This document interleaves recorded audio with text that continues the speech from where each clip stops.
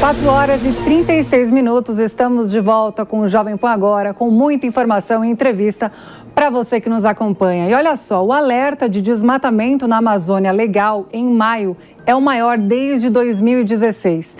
Esse é o terceiro mês consecutivo em que os índices batem recordes históricos mensais, segundo uma edição do Instituto Nacional de Pesquisas Espaciais. E sobre esse assunto, a gente conversa agora com o advogado especialista em direito ambiental, Alessandro Azzoni. Boa tarde, seja muito bem-vindo, doutor. Muito obrigado, Catarina. Muito obrigado por poder participar mais uma vez da Jovem Pan. Muito bem, nós que agradecemos. E para a gente começar essa entrevista, como eu mencionei no início, Alessandro, o alerta de desmatamento na Amazônia Legal em maio foi o maior desde 2016. Quer dizer, a situação é de fato preocupante, até porque a gente está falando de um mês aí que marca, né, o início da estação seca, sendo justamente quando a devastação se intensifica em boa parte da Amazônia. Sim, a questão do desmatamento vem sendo um dos pontos, um calcanhar de Aquiles para o governo Bolsonaro. Algumas medidas já foram feitas, a própria campanha feita pelo Mourão em localizar os pontos cruciais, ele já conseguiu localizar quais são os pontos mais culminantes para você poder atacar nesse sentido. Ele já catalogou quais são os municípios onde ocorre.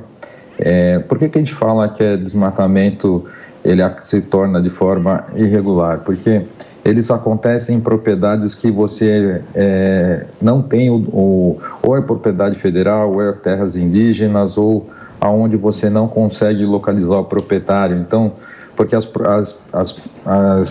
propriedades que você tem, o proprietário em si, ele já é responsável pela própria lei. Então, mesmo que não seja ele que cometa esse desmatamento, mas ele fica responsável para recuperar esse dano. Então, a questão do desmatamento hoje, muitas das vezes, é o custo que você tem para se manter essas grandes áreas. Nós estamos falando de propriedades muito densas, né?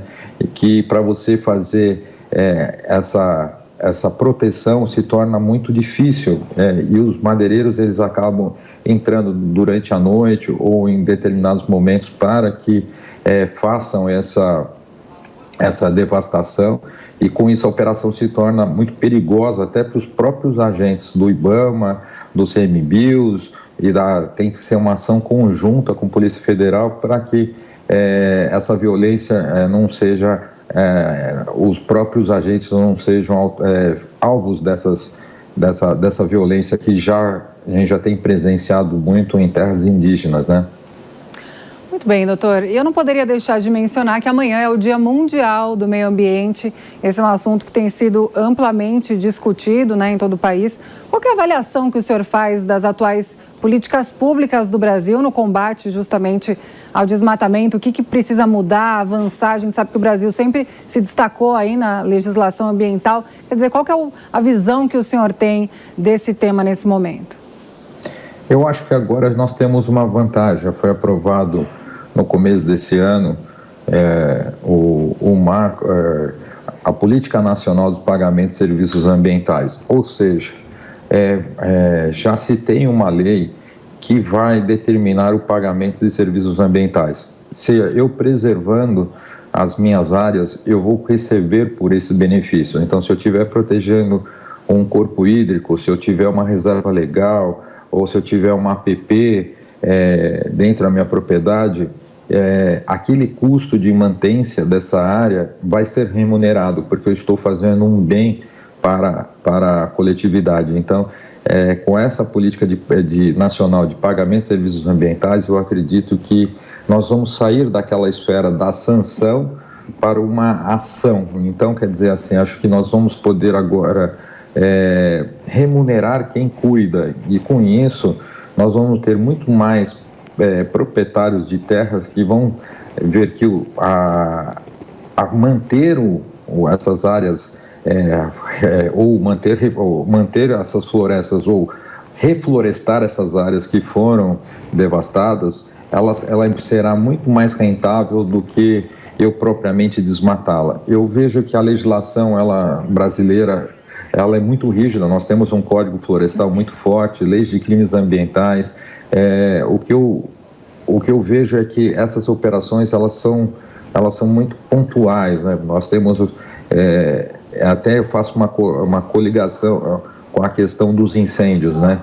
Geralmente quando você comete um ilícito, um garimpo ilegal ou até uma questão de um desmatamento, então a forma de você sumir com as provas é você incendiando essas áreas. Então, eu acho que esse diagnóstico que foi feito pelo vice-presidente Mourão dessas áreas é um avanço, pois nós sabemos que está concentrado em 4 ou 5 estados e nos municípios já que podem ser combatidos.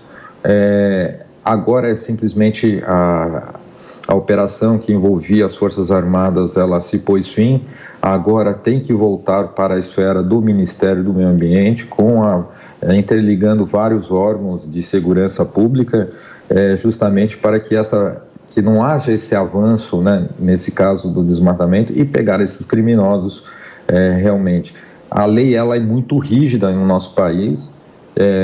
O que se busca, eu acho também que poderia ser avançado também, essas terras que foram desmatadas e elas possuem seu proprietário legal, deveria se exigir a compensação ou a reconstrução dessas áreas, e com isso nós teríamos o nosso ecossistema retornando. Lembrando que nós estamos partindo, né, nós já tivemos uma modificação no cenário internacional com Joe Biden, né, vindo com essa ideia da economia verde. Eu acho que o Brasil tem um potencial muito grande de agregar valores com as nossas florestas, com emissão de créditos de carbono, da mesma forma que a gente tem na questão do RenovaBios, que é voltado para os CBIOS que são negociados em bolsa. Nós poderíamos fazer na mesma linha esses créditos de carbono para essas áreas de floresta, justamente para se conseguir recursos para se intensificar mais a fiscalização. Nós estamos falando quase alguns bilhões de dólares que poderiam vir com essa certificação ou com essa emissão de crédito de carbono. Então, eu acho que a questão da sanção de ficar sempre atrás do bandido, eu acho que nós temos que partir para outra forma. Você incentivar a recuperação dessas áreas, remunerando, e até o próprio Estado, com os seus parques nacionais, com seus parques estaduais, também, que é um alto custo, para os governos, e com esses créditos de carbono nós conseguiríamos justamente fazer com que nós conseguíssemos orçamento para isso, né? Muito bem, nós conversamos com o especialista em direito ambiental, Alessandro Azzoni. Doutor, muito obrigada pelos esclarecimentos, até uma próxima. Eu que agradeço a oportunidade de estar com vocês, e que amanhã nós tenhamos um dia para refletir a questão do Dia Internacional do Meio Ambiente, para que nós reflitamos a nossa existência, né? Sem dúvida, doutor.